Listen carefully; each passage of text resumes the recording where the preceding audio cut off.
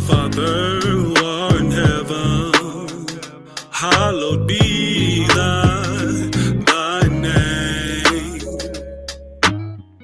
Thy kingdom come, thy will be done here on earth as it is in heaven.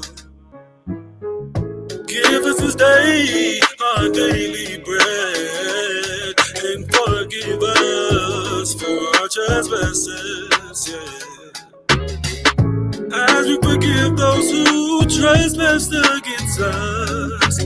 Lead us not in temptation, deliver us from the wicked one. For thine is the kingdom and the power and the glory forever.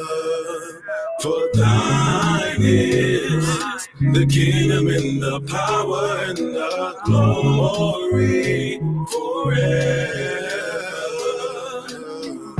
Our Father who art in heaven,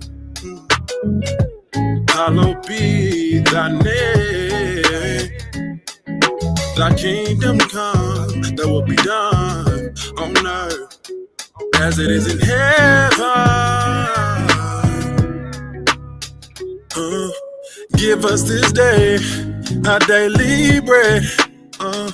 Forgive us for our trespasses, as we forgive those who trespass against us.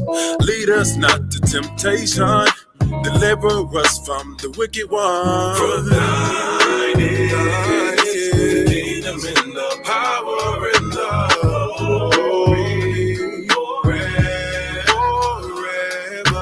Thine is, oh yeah, the kingdom and the power and the glory, oh yeah, forever. For thine is the kingdom and the power and the glory forever. For thine is the kingdom and the power and the glory forever.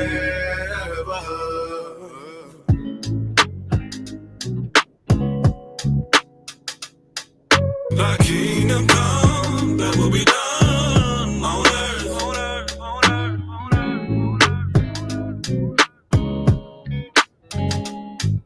Thy kingdom come, thy will be done on earth.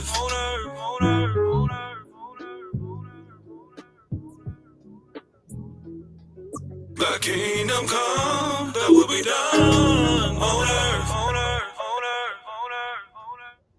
Thy kingdom come, thy will be done on earth as it is in Shemu'იმ in heaven. All praises to the Most High Yah. It is another Sabbath Yom. Hallelujah. For another Sabbath Yom, you are alive and direct once again with your Akazaki Yahu. I've given all praises, honor, and great esteem unto the Most High Power, Yahweh, Bashem, Hamashiach, Wamalak, Yahweh Shah, and to the 12 tribes of Israel who are scattered to the four quarters of the earth. I say Shalom, Wa Baruchim, that is peace and blessings. And I cannot wait to the day when the Most High brings us back together and we are once again 12 tribes, one family, one nation under the Most High Power, under one covenant, back in our own land with a heart of flesh and no more a heart of stone, with our enemies, our adversaries, and all those who hate us under our feet. All praises to the Almighty Yah. Hallelujah. Hallelujah. Yes, indeed. I'm joined this afternoon by my most esteemed Kenaniah. Shabbat Shalom, Aki. Shabbat Shalom, Maki. Shabbaton Yasharal. Call Halal Yahweh. Bahashem Hamashiach wa Malak Yahweh Shah. Barakatah. Yes, indeed. Happy Sabbath. All praises to the Most High Yahweh in the name of his beloved Son, Yahweh Shah, the Messiah and King. Bless you. Yes, indeed. Once again, it is another Sabbath Yom. Praises to Ha'abba for another Sabbath Yom, for another opportunity to celebrate another Sabbath. Khan. Yes, indeed. All praises to Wally the Yahweh. Hey, yes, indeed. All praises. Thank you much to the power of Israel. We do have a special message for you coming to us by our brothers over at IUIC. And we're going to share this message with all of you here. So here we go. So IUIC was just banned in France. A group that's renowned for changing the lives of so many men, women, and children was just banned. But why? IUIC teaches the commandments of God, that a man should take care of his household, provide for his children, and be an upstanding citizen in society. And according to Romans 13, verse 1, apply the laws of the land. So why are they being banned when we teach righteousness in our communities? It doesn't make any sense. The French motto is liberté, égalité, fraternité. But what does that mean? What it means is liberty, equality, and brotherhood. But where is the equality when IUIC is being targeted for teaching the Bible? Isn't that what France did to Africa? And then legalite means liberty. So where's the freedom at when people can't say shalom, wear fringes, and keep the laws of God? And fraternité, the third part of the French motto, is brotherhood. IUIC teaches brotherhood, nation building. We are Israel united in Christ. So you're a hypocrite. So it's no new thing under the sun. What's happening today with the French government happened to our forefathers before in history during the time of the Maccabees. Let's read about it in the Holy Bible. 2 Maccabees chapter 6 and verse 6. Neither was it lawful for a man to keep Sabbath days or ancient feasts, or to profess himself at all to be a Jew. So there's no new thing under the sun. This is not the first time the Israelites have been persecuted for following the one true God. So understand, what's happening to us will not break our spirits.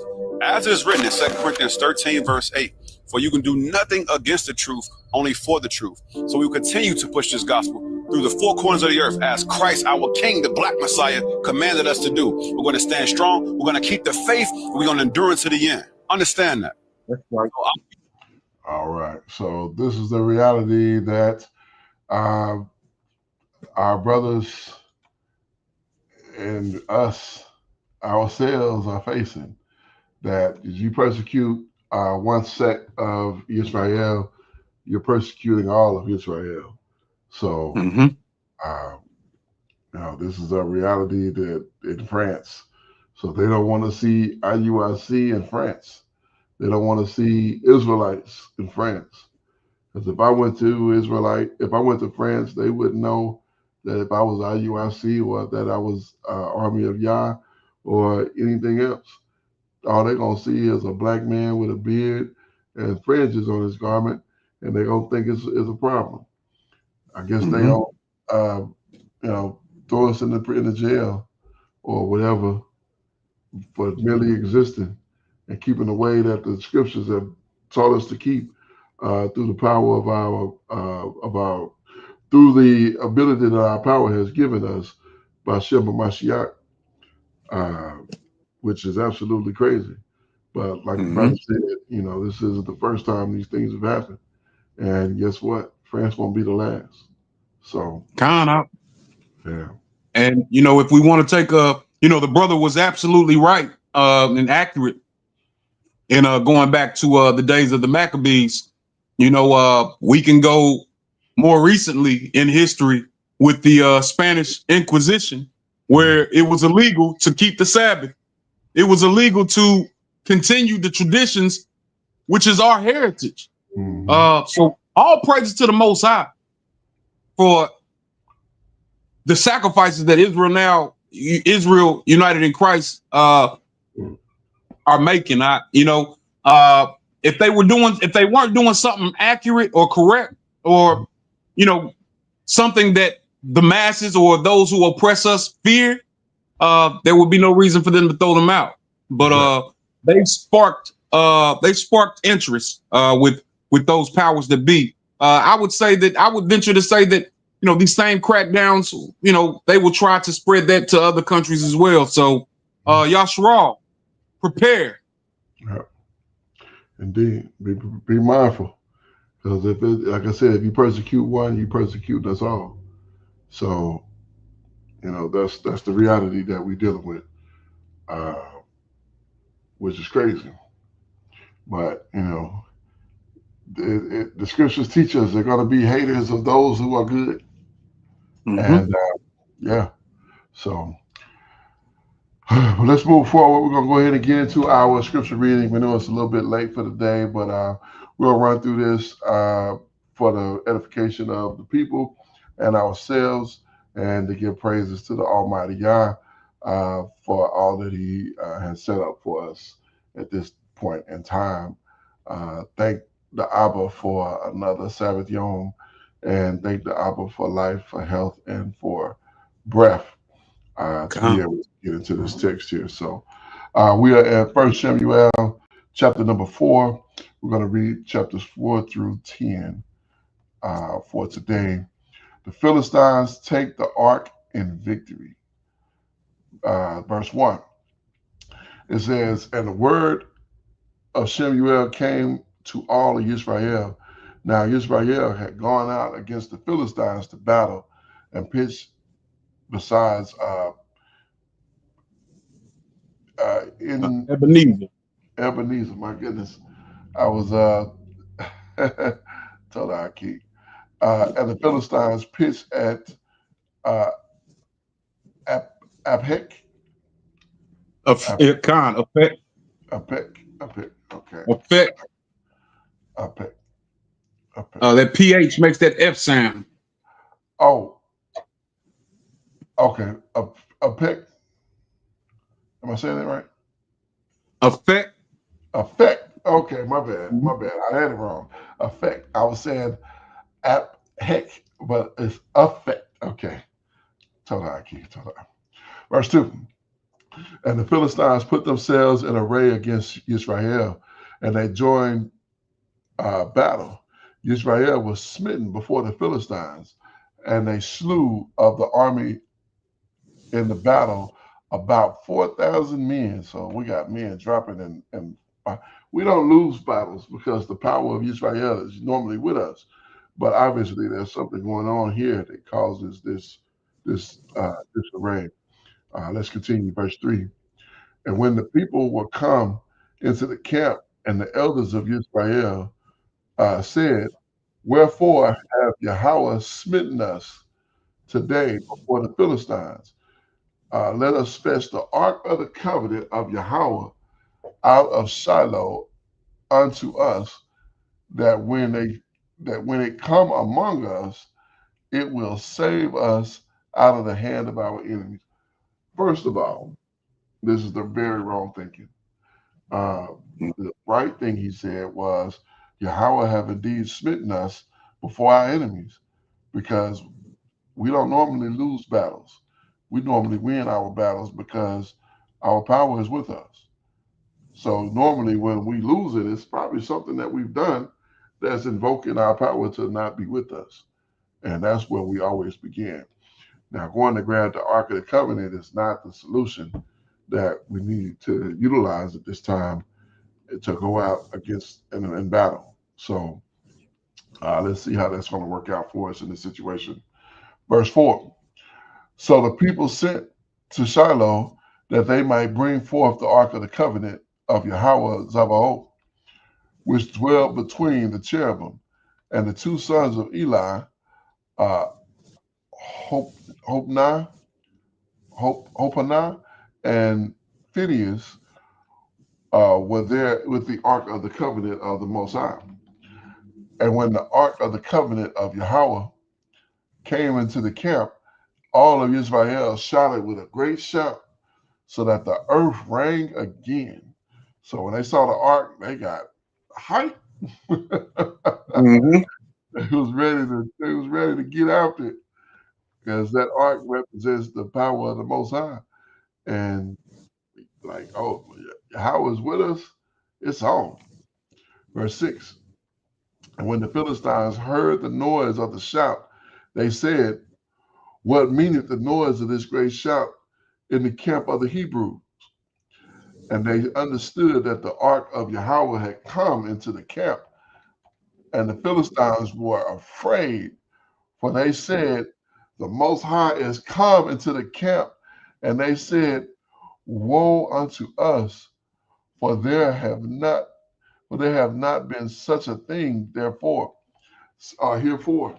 So they knew that in times past, when we showed up and that ark was with us, they was taking it as the ark. They was taking it as the sign of our power, which it was, but which is exactly why they wanted to bring it in again. But what they didn't realize is that the power of the Most High was not in the ark. The power of the Most High had gone into the people, and that's why we were beating them severely. Continuing here, verse 8. Woe unto us! Who shall deliver us out of the hand of these mighty deities, these mighty gods? Talking about Israel, the power of Israel. These are the deities that smote the Mizrahites with all the plagues in the wilderness. Be strong and quiet yourselves like men, O you Philistines, that you have not be servants, that you be not servants unto the Hebrews, as they have been unto you. Quiet yourselves like men and fight. So I got to give props to these cats, man. They really pulled themselves together despite the history of losses that our adversaries have had. They were able to really pull themselves together and get focused on the task at hand. Verse 10, and the Philistines fought, and the children of Israel were smitten, and they fled every man into his tent. And there was a very great slaughter, for there fell of Israel 30,000 footmen. So we getting mopped. 34,000 men in these two battles. It was one battle, really. It's just a continuation of the one. 34,000 men. We don't lose 34,000 men in a battle. What in the world is going on here? Let's continue. Verse 11. And the ark of the Most High was taken, and the two sons of Eli, Hophni and Phinehas, were slain. So the children of Eli are destroyed. The ark is taken. Verse 12. And there ran a man of Benjamin out of the army and came to Shiloh the same day with his clothes rent and earth upon his head. So he's in mourning because we're getting dealt with. Verse 13. And when he came, lo, Eli sat on his seat by the wayside watching, and his heart trembled for the ark of the Most High. And when he came, and when the man came into the city, he told it. All the city cried out, they've taken the ark, and the sons of Eli have been slain. And the whole city, Yahweh help. Oh no. What a scene. Continue with, go ahead. No, I was just saying you're absolutely right. Like this would have been a reason for an outcry and probably a feeling of hopelessness. Yeah. But what we must remember, these two sons of Eli, we have to remember how they were operating. And remember at this time, it's the Levites' job to teach the children of Yasharal the ways of the Most High. So if these men are twisted, how were our people at this time? We're hearing about this loss in the battle. There's a reason why, There's a reason why. Absolutely. Continuing here, verse 14. And when Eli heard the noise of the crying, he said, what meaneth the noise of this tumult? And the man came in haste and told Eli. Now Eli was 98 years old, and his eyes were dim, that he could not see. And the man said unto Eli, I am he that came out of the army, and I fled today out of the army. And he said, what is there done, my son? Like, what's happening? What's going on? And Mm-hmm. the messenger answered and said, Israel is fled before the Philistines, and there have been also a great slaughter among the people.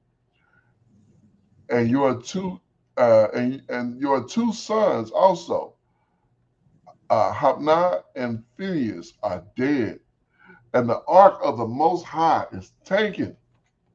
And it came to pass, when he heard mention of the ark of the Most High, that he fell off the seat backward by the side of the gate, and his neck brake, and he died.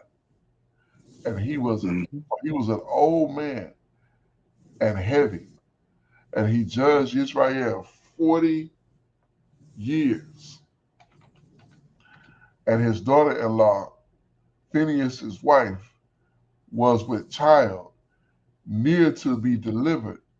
And when she heard the tidings of the ark of the Most High was taken, and that her father-in-law and her husband were dead, she bowed herself and travailed, for her pain came upon her. And about the time of her death, the woman stood by her unto her slacking. Let me start that over. Verse 20. And about the time of her death, the women that stood by her said unto her, Fear not, for you have borne a son. But she answered not, neither did she regard it. And she named the child uh, Lakabah, saying, Mm-hmm. the, the Ichabod. Ichabod. Oh, I thought that was an L, my bad. Ichabod, I'm tripping. Uh, saying, The glory is departed from Israel, because the ark of the Most High was taken, and because her father-in-law and her husband. And she said, The glory is departed from Israel, for the ark of the Most High is taken. So I remember us looking at this. I don't remember what this name meant, but let's take a quick look at it here. Ichabod, no glory. My, Mm. my gracious. Boy, I tell you, there's no deeper story than the story of Israel, the story of Yasha'al, the story of Yasha'Allah. I mean, it is thick. It is Come. thick. My goodness. Ah, you couldn't make this stuff up. Like you can't take a creative writing class and then just start writing this manner of detail. Continuing here, 1 Shemu'ėl chapter 5, uh, the capture of the ark provokes the Most High. Verse 1. And the Philistines took the ark of the Most High and brought it from Ebenezer unto Ashdod. When the Philistines took the ark of the Most High, they brought it unto the house of their evil fish deity and set Mm-hmm. it by this worthless piece of nothing idol that they have in this terrible place. Look, I take back what I said earlier. They manned up. They just put the ark of the Most High uh, with this nothing, as Right. if our power should be next to that power. What kind of mess is this? Let's see how he deals with that. Verse 3. And when they of Ashdod arose early on the morrow, behold, the wicked deity was fallen upon his face to the earth before the ark of Yahweh. And they took that deity and set him in his place again. So they just put the Ark of the Covenant next to into the same place where they keep their deity. They go in the next morning and their deity is face down in the dirt.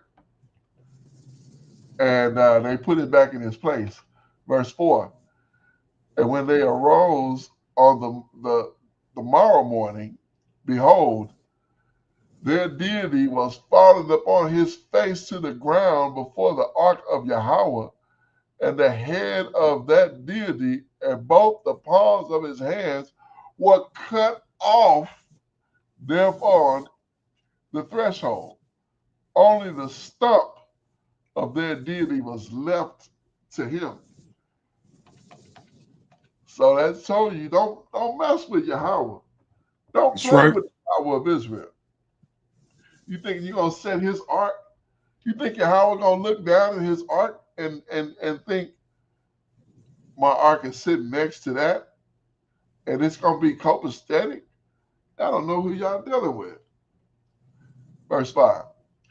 Therefore, neither the priests of this totally whack, nothing happening so-called deity, nor any of their and then he came into that thing's house, treaded on the threshold of that thing again, and to that's another deity, that A word there, ain't it? No, that's a place. Oh, a place. Okay, Ashdod is Uh-huh. this. Okay, my bad. I was thinking that was something else, but continue here. I hope that made that clear. So the priests were afraid. The priests of this fake deity, of this fish god, so called, they were afraid to go into the temple because that's where they put the Ark of the Covenant, and they feared Yahweh, so that's why they were afraid to go in there. Verse 6. But the hand of Yahweh was heavy upon Ashdod, and he destroyed them and smote them with emerods, even Ashdod and the coast thereof. So Abba is now he's not happy because you got the Ark of the Covenant, and yeah, I don't know what you was thinking about putting your hand on the Ark of Yahweh. That don't even make sense. Verse 7. And when the men of Ashdod saw that it was so, they said, the Ark of the Most High of the Ark of the power of Israel shall not abide with us, for his hand is sore upon us and upon our nothing happening so-called deity, whatever. Your deity can't protect you from Yahweh. He's worthless. So you trying to protect him from Yahweh? Where they do that at? Can I protect my power from anybody? I don't need to protect my power. He's my protection. This is crazy. Verse 8, and it's not that it's written like this. It's just that the Philistines, but this is their power, and sad to say, that's sad for them. Verse 8. They sent therefore and gathered all the masters of the Philistines unto them, and said, what shall we do with the ark of the power of Israel? And they answered, let the ark of the power of Israel be carried unto Goth. And they carried the ark of the power of Israel about there. Thither. Old English. Verse 9. And it was so that after they had carried it, they handed Slakia. The hand of Yahweh was against the city with a very great destruction. And he smote the men of the city, both small and great, that had emerods in the secret parts. In their secret parts. Verse 10. Therefore, they sent the ark of the Most High to Ekron. And it came to pass, as the ark of the Most High came to Ekron, that the Ekronites cried out, saying, they have brought the ark of the power of Israel to us, to slay us and our people. So now they know what's up. They like, everywhere they show up, people dropping off. Verse 11. So they sent and gathered together the masters of the Philistines and said, send away the ark of the power of Israel and let it go again unto his own place, that it slay not us and our people. And they, for there was a deadly destruction throughout all the city. The hand of the Most High was very heavy there, and the men that died were not smitten with the emerods, and they cried in the city. It's like it, and the cry of the city went up to Shemu'ėl. So they realized that this is the worst possible situation for them, dealing with the power of Israel. And so, yeah. Let's continue here. Chapter 6. The ark returns to Israel. 1 Shemu'ėl chapter 6, verse 1. The ark of Yahweh was in the country of the Philistines 7 months. Verse 2. And the Philistines called for the priests and diviners, saying, what shall we do with the ark of Yahweh? Tell us wherewith we shall send it to his place. You should have never touched it in the first place. I'm surprised any of y'all still living, truthfully. I figured Yahweh would have just slayed all of y'all as you stood. Verse 3. And they said, if you will send away the ark of the power of Israel, send it not empty, but in any wise return him a trespass offering, and then you shall be healed. And it shall be to you while his hand is not removed from you. Then said they, what shall be the trespass offering in which we shall return to him? They answered, 5 golden emerods and 5 golden mice, according to the number of the masters of the Philistines, for one plague was on you all, and on your masters. You know, Yeah. Reading or hearing this, listeners might be like, wait a minute. How do these Philistines know about Yahweh, the power of Yasharal? So if we remember that this land was once inhabited, our father Abraham lived in this land. Yeah. And even at that time, there was a priest. There was a priest in the land, Melchizedek. Yeah. So we're missing pieces of the story. There was these people knew about the power of Yasharal. Now, did they know about our people? I'm not sure about that. We were in Mizraim for, a number of years, in harsh bondage. But these people of the land knew about Yahweh, because even in Abraham's day, there was a priest of Melchizedek who had a tent, similar, I'm not going to say it's similar to the tabernacle, but, back in Bereshit, we read about this Melchizedek being a priest of the Most High. So, like I said, we're missing parts of the story.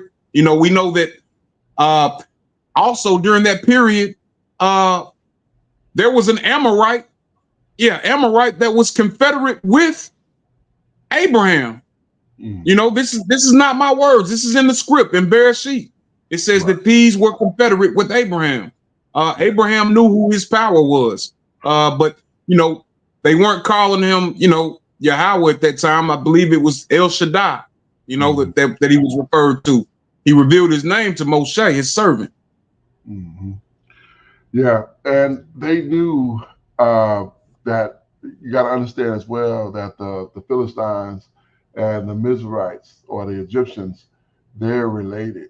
And so they heard what happened to Pharaoh and his army. They drowned.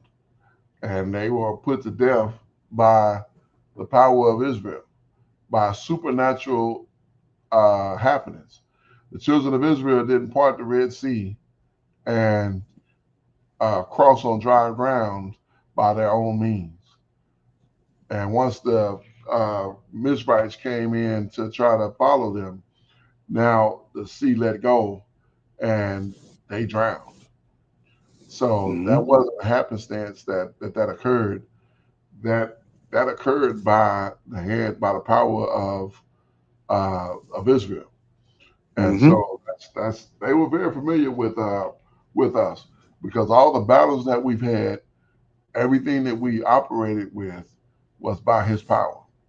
So they were definitely familiar with how we how who we were and how we operated and the power in which we operated under. So, well, let's continue here, verse 5. Wherefore shall we make an image of your imrods, an image of your and images of your mice that martyr the land, and you shall give glory unto the power of Israel. Peradventure he might lighten his hand from off of you, and from off of your deities, and from off of your land. Now it's crazy that they want to share mice. Mice unclean. You can't sacrifice mice to Yahweh. He's not that. That's not his. He doesn't accept that. That's not an acceptable sacrifice for him. So they don't know how to deal with him. This is what they deal with. They sacrifice mice or just anything to their deity because their deity has no standard. Yahweh has the utmost, the highest standard. So we have to do amazing things to sacrifice to him. I can't get a rodent and offer it to Yahweh. Yahweh would kill me if I tried that. That's outrageous. But they don't know this. They don't know. They don't understand that. They don't know anything about how to make an offering to our power. That's our job. We are responsible for the service of the Most High, not these Philistines. So continuing here, verse 6. Wherefore, then you are slacking. Then do your hardest slacking. Wherefore, when do you harden your hearts, as the Mizrahites and Pharaoh hardened their hearts, when he had wrought wonderfully among them? Did they not let the people go as they departed? So the priest of the Philistines is trying to get them to realize that you're gonna have to make this thing right. All right, that's really what it boils down to. Now they don't know what they're doing, but they're trying to figure out something to try to make things right because he's destroying them everywhere in their land. So, verse 7. Now therefore make a new cart and take two what's that milk kinds on which have no yoke come, and tie the kind to the cart and bring their calves home to them. So they had a wonderful idea to do something, give him something brand new and not anything that they've used already, especially something that's been dealt with their deity, because they obviously realize that their deity don't have any ability over Yahweh. Verse 8. And take the ark of Yahweh and lay it upon the cart, and put the jewels of gold which you return him for a trespass offering in the coffer by the side thereof, and send it away that it may go, and see if it go up by the way of his own coast in Beer Shemesh. Then he have done then he have done us this great evil. But if not, then we shall know that it is not his hand that smote us. It was the chance for this. It was the chance that happened unto us. So now, uh, he actually playing it pretty smooth.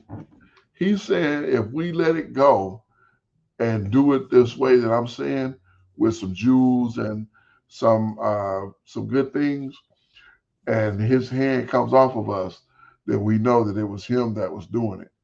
If it doesn't, then it was just happenstance that it happened the way it did. So Mm-hmm. Yahweh knowing that, guess what's gonna happen? Yeah, it was me doing it, so I'm gonna stop doing it to you now because this is how you're gonna operate. You're gonna send my ark back, and I'm gonna take my hand off of you and stop messing you up. So, so they'll know that it was Yahweh that was doing it to them, and not some happenstance. So, continuing here, verse 10. The men did so and took the milk kine and tied them to the cart and shut up the calves at home. And they laid the ark of Yahweh upon the cart and the coffer of the mice of gold and the image of their emeralds. And the kine took and slack you. And the kine took the straight way to the way of Beer Shemesh and went along the highway, lowering as they went, and turned not aside to the right hand or to the left. And the masters of the Philistines went after them unto the border of Beer Shemesh. And they of Beer Shemesh were reaping their wheat harvest in the valley. And they lifted up their eyes and saw the ark and rejoiced to see it. And the ark came into the field of Joshua at Beer Shemesh, or a Beer Shemite, and stood there where there was a great stone, and he clave the wood of the cart and offered the kine a burnt offering unto Yahweh. So this was a Benjamite, but he went ahead and offered the burnt offering of the kine. So not only did we get the Ark of the Covenant back, and it's good to see that when they see it, they celebrate it. That's everywhere because we Well, know. Oh, go ahead. Salaki, I apologize about cutting you off. He wasn't a Benjamite. Oh no, I read that wrong. No, he was from he was a Bethshemite. Beshamite. Okay, my bad. I sure did. I took that in completely wrong. I told her for correction. The ark came to the field of Joshua, a Bershemite. So I took that as a Benjamite.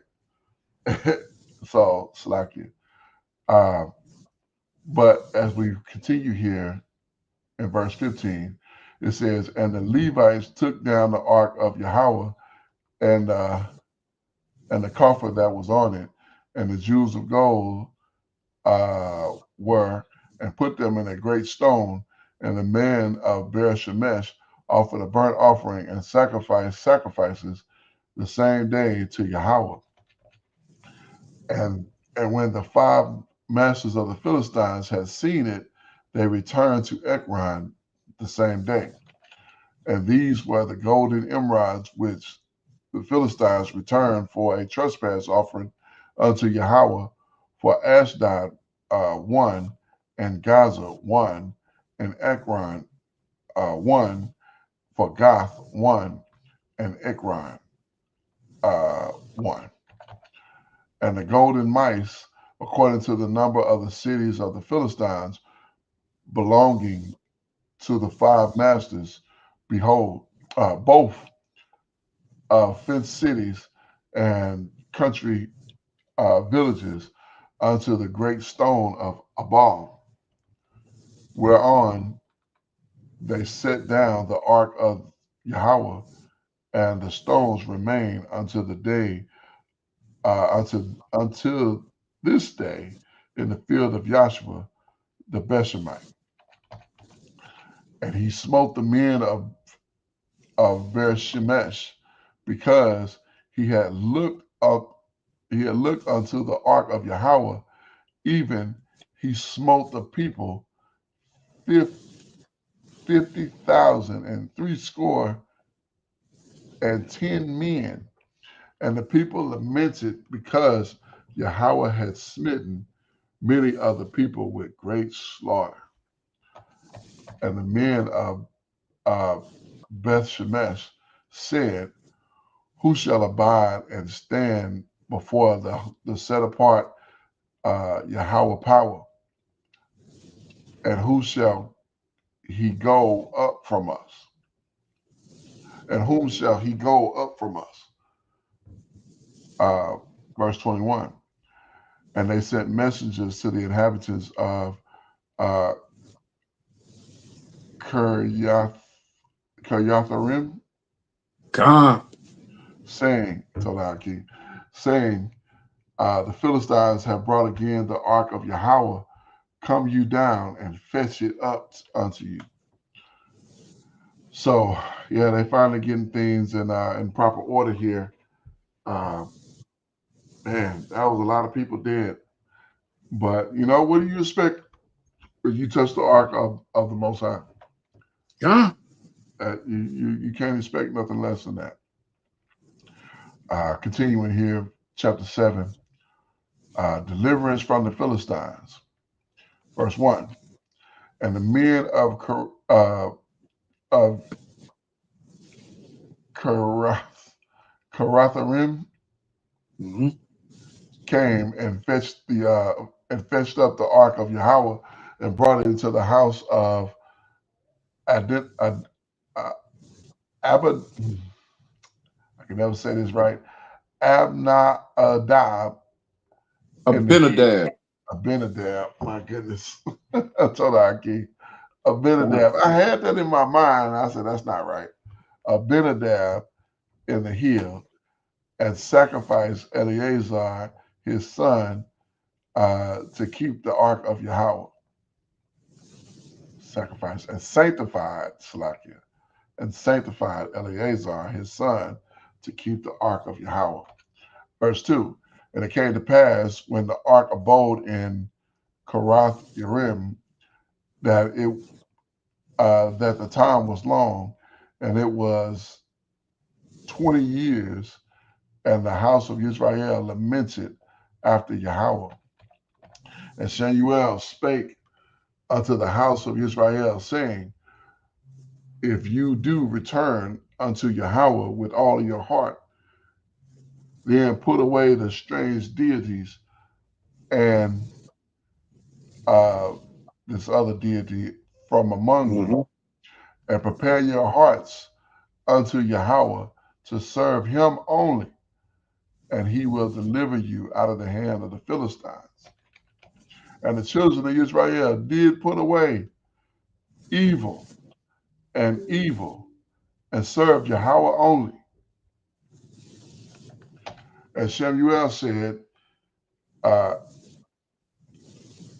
gather all Israel in Mishpah, and I pray for you unto Yahweh.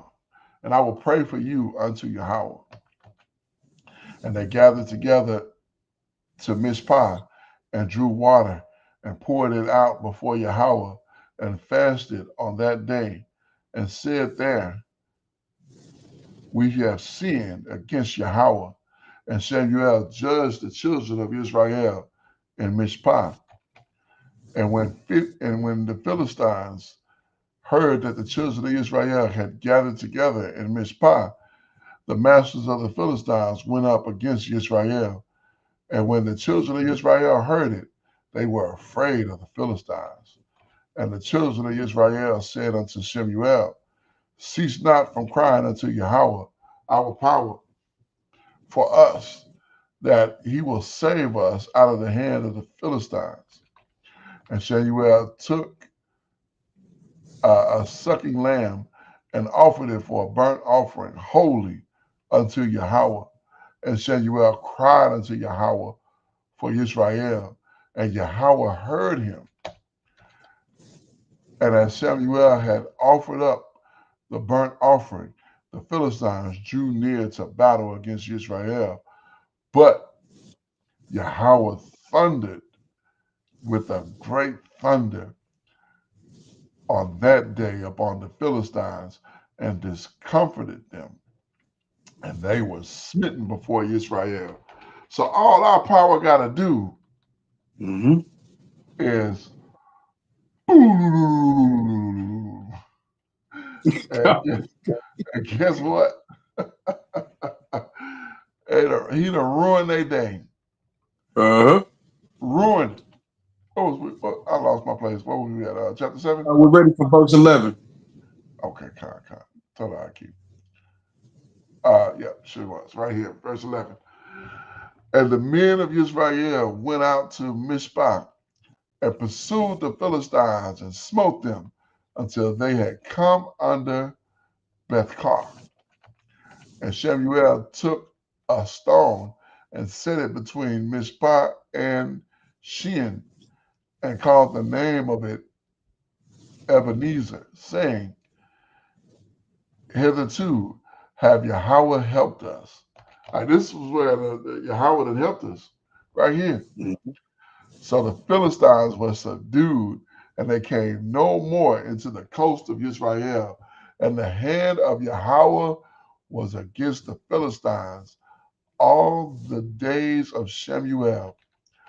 And the city which the Philistines had taken from Israel were restored to Israel from Ekron unto Gath, unto the coast thereof of Israel, delivered out of the hands of the Philistines.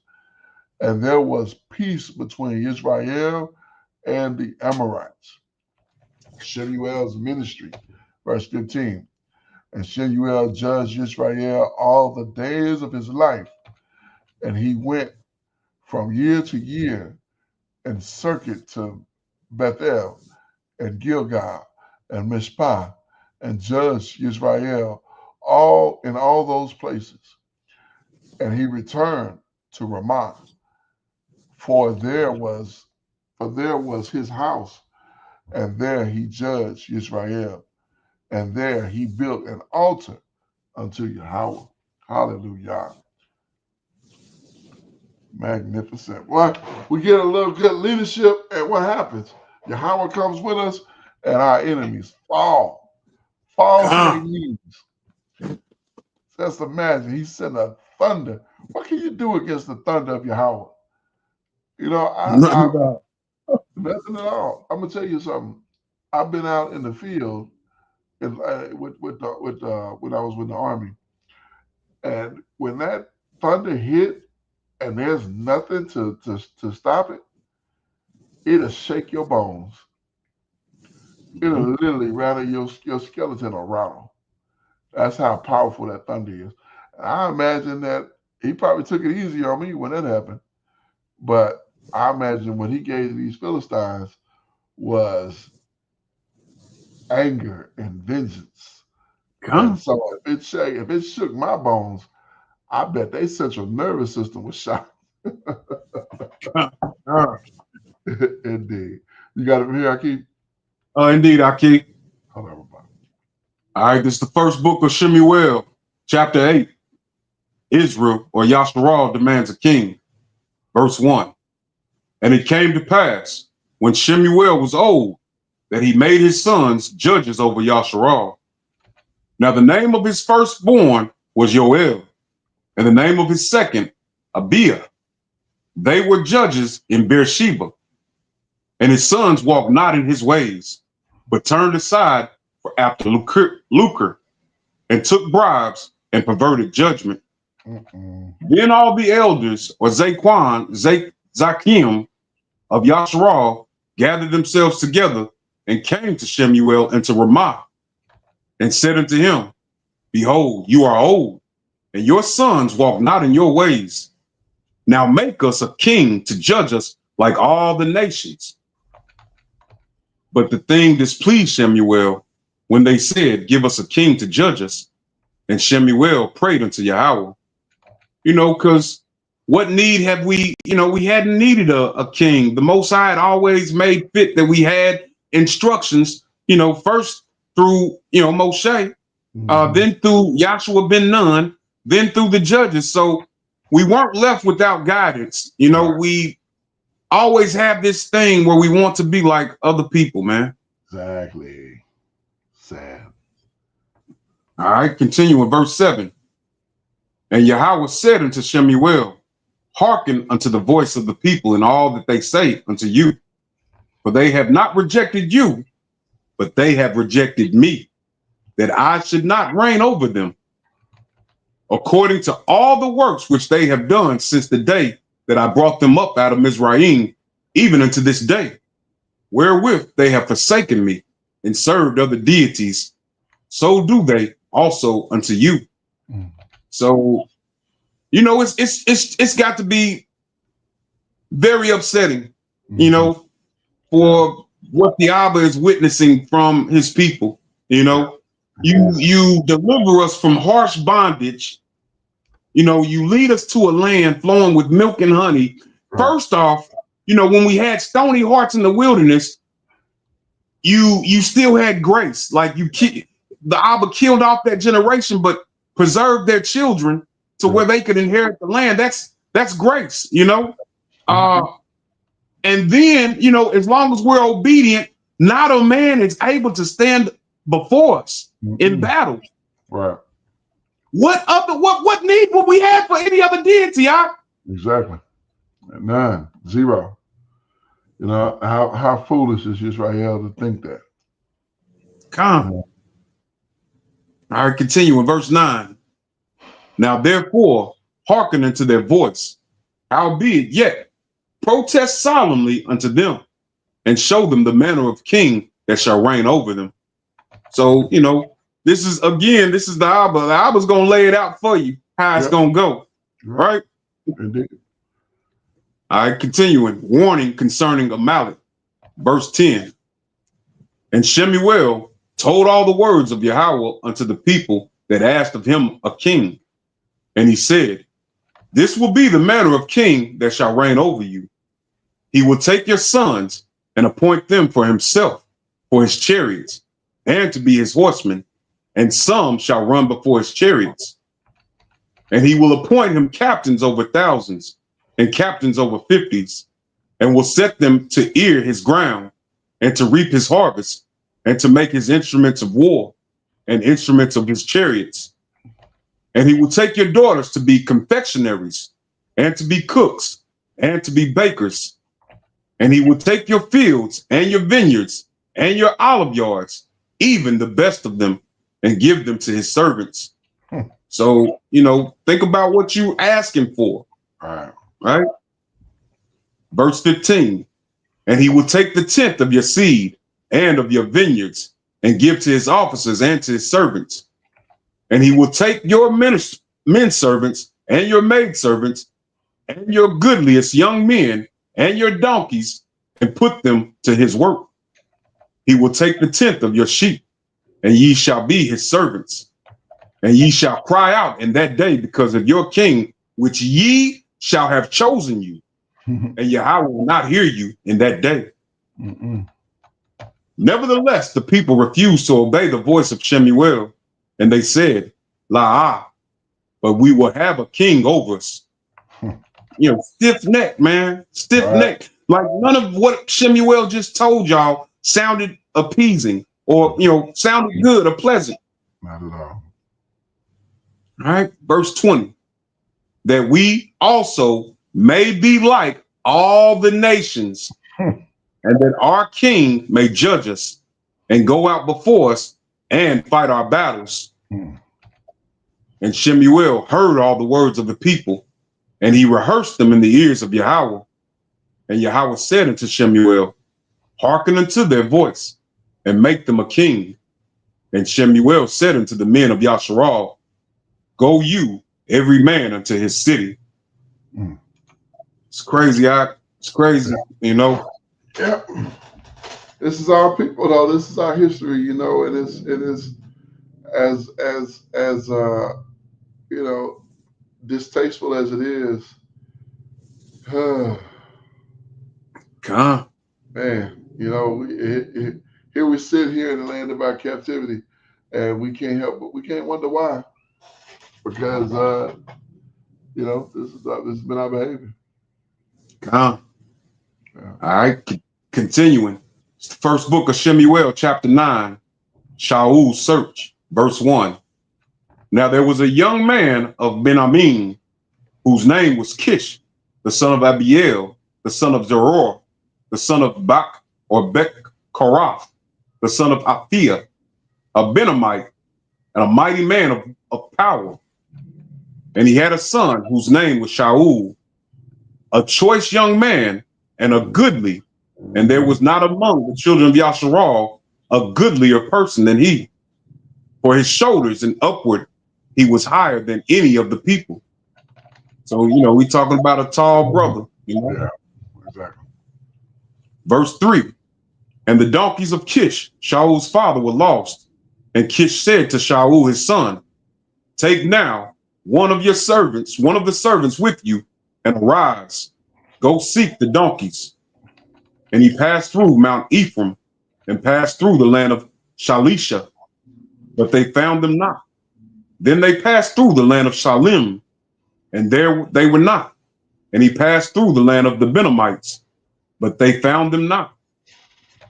And when they were come up, and when they were come to the land of Zuph, Shaul said to his servant that was with him, come and let us return, lest my father leave caring for the donkeys and take thought for us. And he said unto him, behold now, there is in this city a man of the Most High, and he is an honorable man. All that he saith cometh surely to pass. Now let us go thither, peradventure he can show us our way that we should go. Verse 7. Then said Shaul to his servant, behold, but behold, if we go, what shall we bring the man? For the bread is spent in our vessels, and there is not a present to bring the man of the Most High. What have we? And the servant answered Shaul again and said, behold, I have here at hand the fourth part of a shekel of silver, that will I give to the man of the Most High to tell us our way. Verse 9. Before time in Yasharal, when a man went to inquire of the Most High, thus he spake, come and let us go to the seer, for he that is now called a prophet was before time called a seer. Then said Shaul to his servant, well said, come, let us go. So they went unto the city where the man of the Most High was. And as they went up the hill to the city, they found young maidens going out to draw water, and said unto them, is the seer here? And they answered them and said, he is. Behold, he is before you. Make haste now, for he came today to the city, for there is a sacrifice of the people today in the high place. As soon as ye be come into the city, ye shall straightway find him before he go up to the high place to eat. For the people will not eat until he come, because he do Baruch the sacrifice, and afterwards they eat. That be bidden.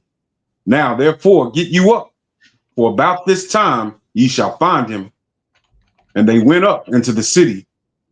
And when they were come into the city, behold, Shemu'eel came out against them for to go up to the high place, the Most High's choice for king. Verse 15.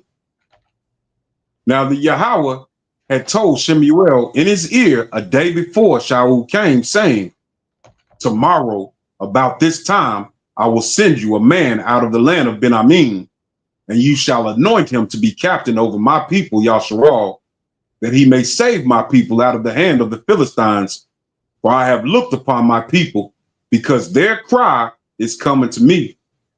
So, you know, this is one of the ways that we gain the attention of our power, and, you know, crying out to him not crying out to an officer, a police officer, not crying out to a politician, not crying out to a doctor. Right. Our people cried out to our power, power of our forefathers, Abraham, Isaac, and Yasharal.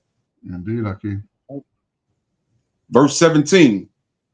And when Shemu'eel saw Shaul, Yahweh said unto him, Behold, the man whom I spake to you of, this same shall reign over my people. Then Shaul drew near to Shemu'eel in the gate and said, Tell me, I pray you, where the seer's house is. And Shemu'eel answered Shaul and said, I am the seer.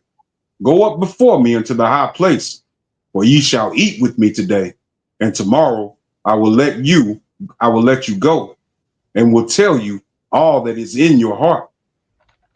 And as for your donkeys that were lost 3 days ago, set not your mind on them, for they are found. And on whom is all the desire of Yasharal? Is it not on you and on all your father's house? You know, I bet he didn't really know what Shemu'eel was talking about at the time, you know? No, he's completely like, he just blown away that he mentioned the donkeys without him saying something about it. God. Verse 21. And Shaul answered and said, Am not I a Benamite, of the smallest of the tribes of Yasharal, and my family the least of the families of the tribe of Benjamin? Wherefore then speak you so to me? So, you know, remembering what had taken place back in the book of Judges or Shofim, how the Benjamites were almost wiped out based on their evil actions, right? Verse 22, and Shemu'eel took Shaul and his servant and brought them into the parlor and made them sit in the chiefest place among them that were bidden, which were about 30 persons. And Shemu'eel said unto the cook, Bring the portion which I gave you, of which I said unto you, set it by you. And the cook took up the shoulder and that which was upon it, and set it before Shaul. And Shemu'eel said, Behold, that which is left, set it before you, and eat. For unto this time hath it been kept for you, since I said, I have invited the people. So Shaul did eat with Shemu'eel that day. And when they were come down from the high place into the city, Shemu'eel communed with Shaul upon the top of the house. And they arose early, and it came to pass about the spring of the day. And Shemu'eel called Shaul to the top of the house, saying, Up, that I may send you away. And Shaul arose, and they went out, both of them, he and Shemu'eel abroad. And as they were going down to the end of the city, Shemu'eel said to Shaul, Bid your servant pass on before us. And he passed on. But stand you still a while, that I may show you the word of the Most High. All right. Continuing. Closing out. Go ahead. I was just saying. I was getting ready to yell. Yeah, no, I got you. I was just saying, I just imagine this, standing in the place of Shaul and hearing this, like how mind altering this must have been. Like, man, you playing, or this can't be. You mistaken. There's got to be some kind of mistake. You're like, this can't be it. All right, closing out. This is the book of 1 Shemu'eel, chapter 10, Shaul among the prophets. Verse 1. Then Shemu'eel took a vial of oil and poured it upon his head and kissed him and said, Is it not because Yahweh hath anointed you to be captain over his inheritance? When you are departed from me today, then you shall find 2 men by Rachel's sepulchre in the border of Benjamin at Zelzah, and they will say unto you, The donkeys which you went to seek are found, and lo, your father hath left the care of the donkeys, and sorroweth for you, saying, What shall I do for my son?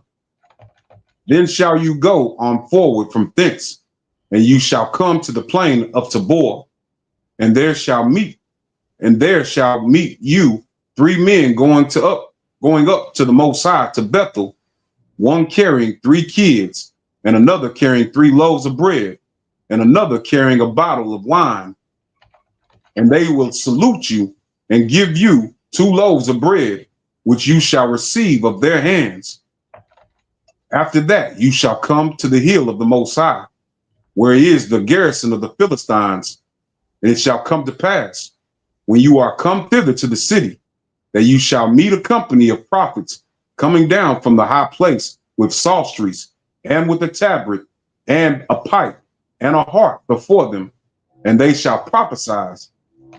And the ruach of Yahweh will come upon you, and you shall prophesy with them, and shall be turned into another man. And let it be, when these signs are coming to you, that you do, as occasion, serve you, for the Most High is with you.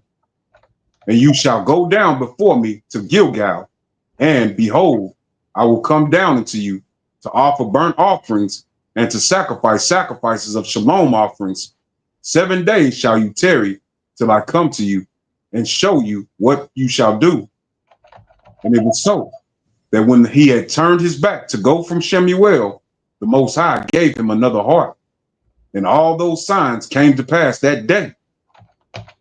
And when they came thither to the hill, behold, a company of prophets met him, and the ruach of the Most High came upon him, and he prophesied among them.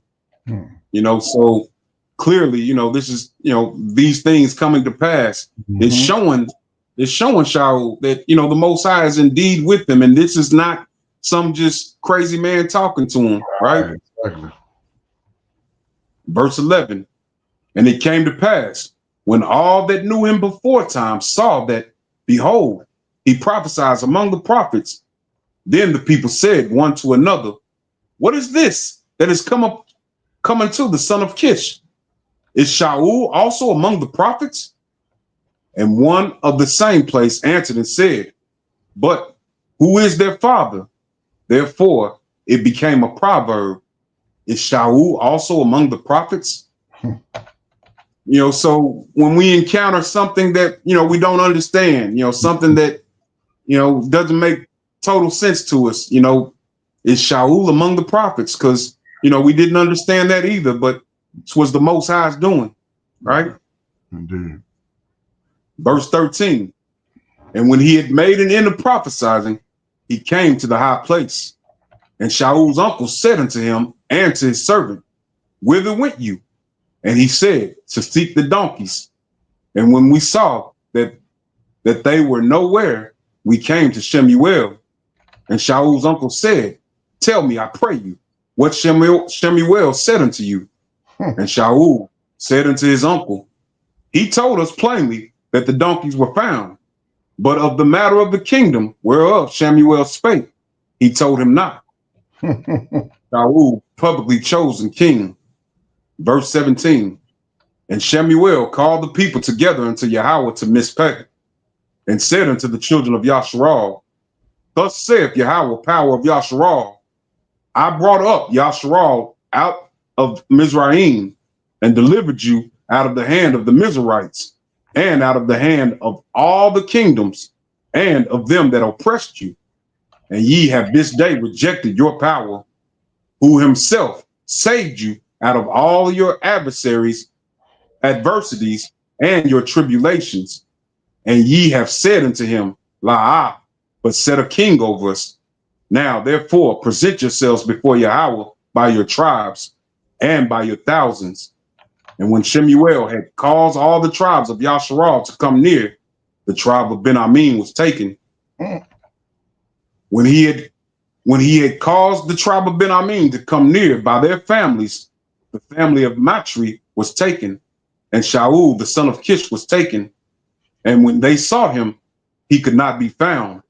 Therefore they inquired of Yahweh further, if the man should yet come thither. And Yahweh answered, behold, he hath hid himself among the stuff. And they ran and fetched him thence. And when he stood among the people, he was higher than any of the people from his shoulders and upward. And Shemu'eel said to all the people, see you him who Yahweh hath chosen, that there is none like him among all the people. And all the people shouted and said, the Most High save the king. Then she told the people the manner of the kingdom and wrote it in a book and laid it upon before Yahweh. And Shemu'eel sent all the people away, every man to his house. And Shaul also went home to Gibeah, and there went with him a band of men whose hearts the Most High had touched. But the children of evil said, how shall this man save us? And they despised him and brought him no presents, but he held his shalom. Good stuff. Great history. Yeah, it's you know, it's, I hate to use the term, but it's I'm gonna say it's pleasant. It's pleasant to read, even when it's, you know, seem to be going off in the wrong direction. I find it odd that Shaul would hide himself, you know, among the things, and when they got him up, you got this giant man standing head and shoulders above everybody else, and yet this is his manner. He would just, you know, hide himself, and, you know, I don't know. Me being a tall brother, I can't. I don't think there's a place for me to hide. You know, I don't. But yeah, I don't know. That's ironic. Um, but this is good stuff, and it's wonderful to read. I look forward to the fulfillment of this as we continue in the next week and in the coming time as well. So praise to the Abba. Go ahead, Akeem. Khan, the Most High searches the inward parts. You know, we as flawed people, you know, oftentimes, you know, we look at the outside to choose, you know, who we favor. And, you know, it's not so with the Most High. You know, it's interesting because, you know, the Most High chose Shaul, you know, to deliver our people from the hand of the Philistines. And well, we know how the story goes. Right. So, you know, we've got some more reading to do, and you know, we know where this heads, but Abba willing, we're able to identify exactly where Shaul went wrong, and so that we don't make the same mistakes. We want to be pleasing in the Abba's eyes, so that he'll kill our enemies for us, man. Right. You know, so he will preserve us. You know, this is life for us, man. This is life and death for us. All right. So it makes all of the sense in the world for us to get things right. I'll rest there. All praise to the Abba. Yes, indeed, Akeem. Yes. It definitely makes the most sense possible to get these things as right as we can and function in the manner that the Most High had provided for us to function. So praises to the Abba. I'm thankful. Yeah. Yes, indeed. That we got this opportunity, and the Most High have given us the will and the fortitude to operate in this as we are. So praise to the Abba. We'll go ahead and close it out here for final thoughts. And there's a reason why we do this. Romans chapter 10 and verse 1. Brethren, my heart's desire and prayer to Abba for Israel is that they might be saved. We want to see our people saved. We want to see our people set free. We want to see our people restored back to prominence, back to that which the Most High have set forth for his people, Israel, Yasha'al, Yasha'Allah. All right, how are we going to do it? First of all, we're going to keep the faith in Hamashiach and his return and the belief that the Most High will send Hamashiach to redeem us, to deliver us. And also, Ecclesiastes chapter 12 and verse 13, let us hear the conclusion of the whole matter. Fear the Most High and keep his commandments, for this is the whole duty of man. It is so very important for us to understand that in the conclusion of the whole matter, we have to fear the Most High and keep his commandments, for this is the whole duty of man. At the end of the day, when it is all said and done, all the dust is settled, all the smoke is cleared, we will be judged, or rather, we have feared the Most High and kept his commandments. Why? For this is the whole duty of man. I am your Akazaki Yahoo, joined by my most esteemed Akinanaya, giving all praises, honor, and great esteem unto the Most High Power, Yahweh, Bashem Hamashiach, Wamalak, Yahweh Shai, and to the 12 tribes of Israel who are scattered to the four quarters of the earth. I say Shalom wa Baruchim. That is peace and blessings. And I cannot wait to the day when the Most High brings us back together and we are once again 12 tribes, one family, one nation, under the Most High Power, under one covenant, back in our own land with a heart of flesh and no more a heart of stone, with our enemies, our adversaries, and all those who hate us under our feet. Until that day come, Shabbat Shalom, family. Shabbat Shalom, Ms. Bakar. All praises to the Abba. Praise you, Abba Yah. Barak Hash. Salaki. Kwam Yashala. Kwam Yashala. Barak Hashem Yahweh.